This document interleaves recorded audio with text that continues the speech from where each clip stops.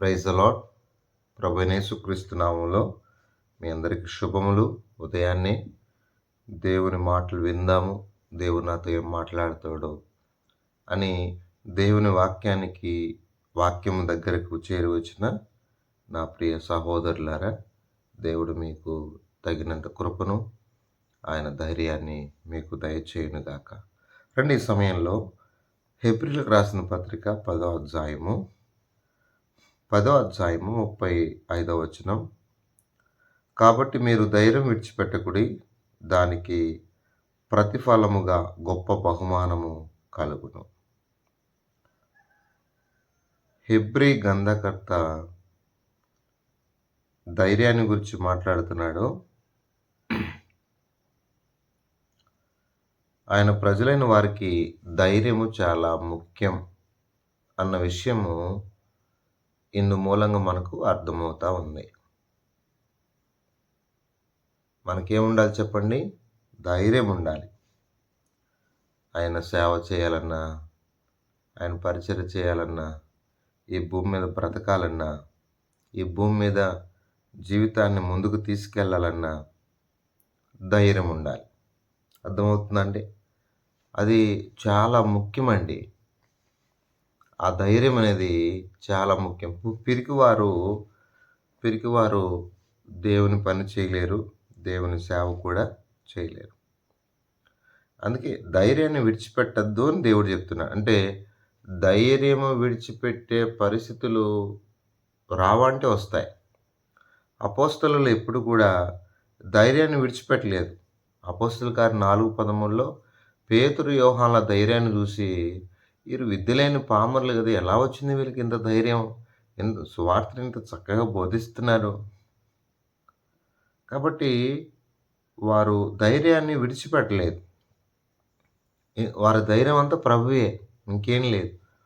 ఆ ధైర్యంతోనే వారు సువార్త ప్రకటించిన, మరి వాక్యం చెప్పిన, మరి ఏం చేసినా ప్రభు ఉన్నాడు, ఆయన ఘనమైన వాడు, ఆయన ఎన్నో చేశాడు, ఇంకా చేస్తాడు అన్న ధైర్యంతో ముందుకెళ్ళారు. సరే నా ప్రియ సహోదరులారా, ఈ దినాల్లో ఒక సేవకుడిగా నేను చెప్పేది ఏంటంటే, మన క్రైస్తవ జీవితం ముందుకు వెళ్తూ ఉంటుండగా ఎన్నో పరిస్థితులు, విపత్తులు మన జీవితంలో వస్తూ ఉంటాయి. అర్థమైందా? సపోజ్ యోబు కుటుంబం, యోబు తనకున్న ఆస్తి, తనకున్న సమస్తం అంతా కోల్పోయాడు, తన బిడ్డలను. అప్పుడు ధైర్యం ఉంటుంది చెప్పండి? ధైర్యం ఉండదు. ఇక ఎంతోమంది అంటారు, నీ భక్తి నీకు ధైర్యాన్ని పుట్టించలేదా అంటారు. కాబట్టి దేవుడే మనల్ని ధైర్యపరుస్తాడు.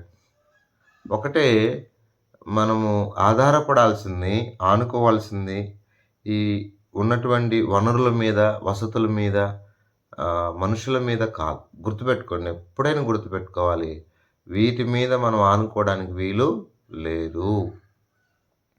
దేవుని మీదనే ఆనుకోవాలి. ఎందుకంటే భక్తి మనకు ధైర్యాన్ని ఇస్తుంది. సామెతలు 14:26 కూడా భయభక్తులు బహుధైర్యాన్ని పుట్టిస్తుంది అనమాట. భయభక్తులు కలిగిన వ్యక్తికి బహుధైర్యం ఉంటుంది. నా ప్రభు కోసం నేను బ్రతుకుతున్నాను, నేను జీవిస్తున్నాను, ఆయనే నా సమస్తం. బైబిల్లో దేవుడు ధైర్యపరిచిన సందర్భాలు ఎన్నో. దేవుడు ఎంతమందినో ధైర్యపరిచాడు. ఎంతోమందిని ధైర్యపరిచిన దేవుడు ఈరోజు నిన్ను కూడా ధైర్యపరుస్తున్నాడు. ధైర్యాన్ని విడిచిపెట్టద్దు. ధైర్యంగా ఉండని యెహోషువను ధైర్యపరిచిన దేవుడు. ఎందుకంటే ఎంతో పని ఉంది. ధైర్యంగా ఉండని సొలొమోను ధైర్యపరిచిన దేవుడు. ఇలా బైబిల్ గ్రంథంలో నేను ఒక సందర్భాన్ని చదువుతాను. ఒక సందర్భాన్ని దినవృత్తాంతం 2వ గ్రంథం 32వ అధ్యాయం 7వ వచనంలో అష్షూరు రాజు సన్హెరీబు ఎంతగానో విచ్చలవిడిగా మాట్లాడుతూ ఉండగా, ఇక మిమ్మల్ని ఎంతోమంది యుద్ధం చేశాం, ఇక మీరు కూడా అయిపోతారని ఇశ్రాయేలుతో పగల్బాల్ పలుకుతూ వారిని బలహీనపరుస్తూ ఉండగా నేను ఆ మాట చదువుతాను. దినవృత్తాంతం 2వ గ్రంథం 32వ అధ్యాయము. నేను ఈ మాట మీకు చెప్పాలని ఆశపడుతున్నాను. 32వ అధ్యాయము 7వ వచనాన్ని నేను చదువుతున్నాను. కొంచెం జాగ్రత్తగా ఆలకించండి. 32:7 మీరు దిగులు పడకుడి, ధైర్యం విడవకుడి. అష్షూరు రాజుకైనను అతనితోనున్న సైన్యమంతటికైనను మీరు భయపడవద్దు, విస్మయం పొందవద్దు. అతనికి కలిగి ఉన్న సహాయం కంటే ఎక్కువైన సహాయం మనకు కలదు. అతడు ఎన్ని మాట్లాడినా, ఎంతమందినైనా జయించి ఉండొచ్చేమో కానీ, అర్థమైందా? అతనికి మీరు భయపడద్దు, ధైర్యంగా ఉండండి. అంటే దేవుడు ధైర్యపరిచిన సందర్భాలు ఈ బైబిల్లో ఎన్నెన్నో ఎన్నెన్నో ధైర్యంగా ఉండమని చెప్తున్నాడు.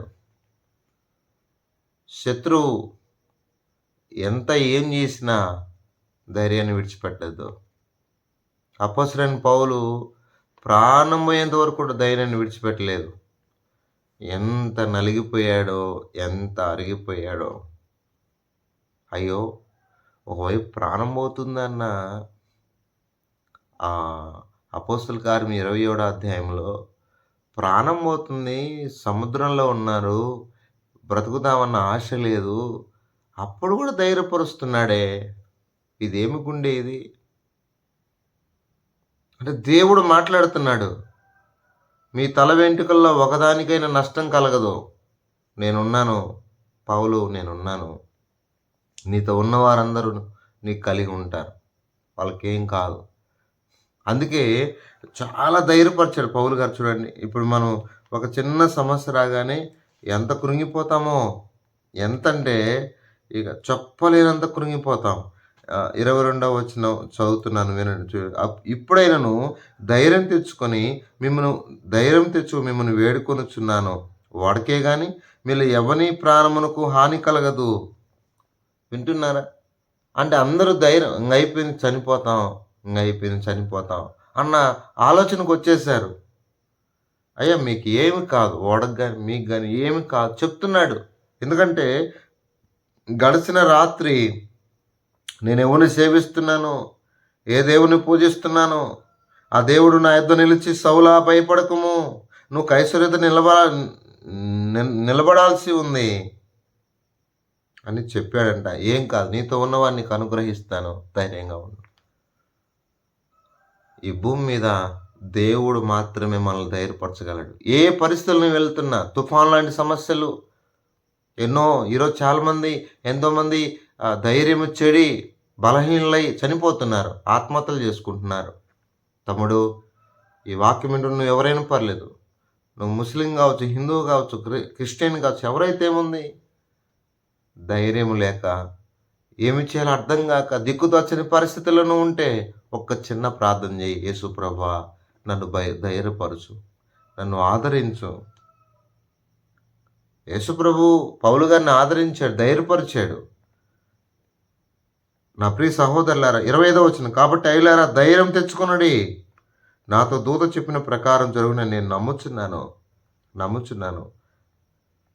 36వ వచనంలో కూడా నేను చదువుతున్నాను, ఎంత అద్భుతమైన, అప్పుడందరూ ధైర్యం తెచ్చుకుని ఆహారం పుచ్చుకునేది. ఒక్కడు ఎంతమందిని ధైర్యపరుస్తున్నాడే.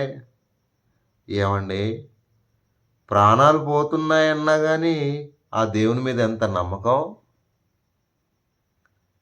మనకు ఏది చిన్న జరిగితే చాలు, చీమ కుట్టితే చాలు, అబ్బంగా ఏమైపోద్దు, ఎంత భయమో. ప్రాణాలు పోతున్నాయి, మీదకి వస్తున్నప్పటికీ కూడా ఎంత ధైర్యం, నా దేవుడు ఉన్నాడు, ఎంత ప్రశాంతత, నా దేవుడు నన్ను కాపాడుతాడు, ఎంత ప్రశాంతత, నా దేవుడు నా రుణాలు తీర్చగలడు, నన్ను ఆదరించగలడు, నన్ను ముందుకు తీసుకెళ్ళగలడు, నా కన్నీరు తుడవగలడు.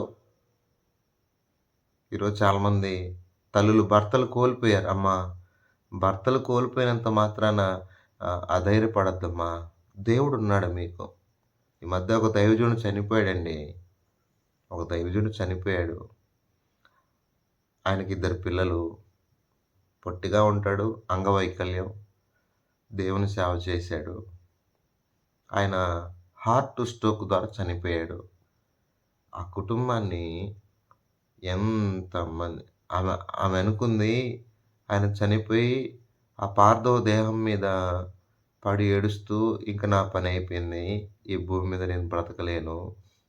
ఈ పిల్లలు నా వల్ల కాదు అని వెక్కిళ్ళు పెట్టి ఏడుస్తున్నప్పుడు ఎంతోమంది వారి హృదయాలు కరిగిపోయినాయి. ఒకటి చెప్తున్నాను, ఒకవేళ భర్త విడిచిపెట్టచ్చేమో ఈ భూమి మీదని ఈ భూమి మీద నుంచి పరలోకం పోయినాడు. అయితే ఎన్ని కుటుంబాలు వాళ్ళని ఆదరించారంటే నేను ఆశ్చర్యపోయాను. ఎక్కడెక్కడో దేశ విదేశాల్లో ఉన్న ప్రజలు ఎంతమంది వారిని ఆదుకున్నారంటే నేను అనుకున్నాను, ఇది కదరా క్రైస్తవ్యం అంటే. ఆ కుటుంబాన్ని ఆ కుటుంబాన్ని ఎంత చాలామంది ఆహ్, శవాల దగ్గర చిలరేరుకునే వాళ్ళున్నారిప్పుడు. సాయం చేసేవాళ్ళు లేరు. ఒక బర్రెల కార్యక్రమానికి నేను వెళ్ళాను. వెళ్తే ఆ కార్యక్రమంలో ఒక సేవకుడొచ్చాడు. ఆయన అంటున్నాడు, "తమ్ముడు అక్కడ ఏం చేశారు మా కోసం? ఆడవాళ్ళు అబ్బాయిని పోగొట్టుకొని ఏడుస్తుంటే, ఏం చేశారు మా కోసం? ఏం చేసి పెట్టాలి నీకోసం?" ఇలాంటి దౌర్భాగ్యులు కూడా ఉన్నారు భూమి మీద. వాళ్ళు కష్టములో, కన్నీటిలో యవనస్తులైన బిడ్డను పోగొట్టుకొని ఏడుస్తూ, ధైర్యమిచ్చెడి బాధపడుతుంటే వచ్చి ఆదరించి, వాళ్ళకేదైనా తినిపించాల్సింది పోయి, మాకేం పెడతారు? కొంతమంది చనిపోతే వెళ్తారు సేవకులు మరి ఎవరైనా. ఆడివే కానుకలు అడుగుతారు. ఇదేం దౌర్భాగ్యమైన జీవితం? వాళ్ళు కష్టంలో ఉన్నప్పుడు, పేదవారైనప్పుడు, ఇబ్బందుల్లో ఉన్నప్పుడు వారిని ఆదరించాల్సింది పోయి, నిజంగా ఎంతమంది సేవకులు, పాస్టర్స్ వెళ్ళి ఆ కుటుంబాన్ని ఆదరించారంటే, వాళ్ళకు తోచిన సహాయం గూడా జేశారు. ఇదండి నిజమైన క్రైస్తవ జీవితం. వాళ్ళకు తోచిన సహాయం గూడా జేశారు. కాబట్టి దేవుడు విడిచిపెట్టేవాడు కాదు. ప్రభువు నాకు సహాయుడు. ఆయన నన్ను విడిచిపెట్టేవాడు గాదని అన్న మంచి ధైర్యముతో మనం చెప్పగలగాలి. ప్రభువు నాకు సహాయుడు. కాబట్టి నా ప్రియ సహోదరులారా, అలా దేవుడు ఎంతో మందిని ధైర్యపరిచాడు. దావీదు కూడా సమూయేలు మొదటి గ్రంథం 30వ అధ్యాయంలో తన దేవుని బట్టి ధైర్యం తెచ్చుకున్నాడు. ఇంక ఆయనకు ధైర్యం ఏం లేదు. తన దేవుడు తప్ప వేరొక ధైర్యం ఏమీ లేదు.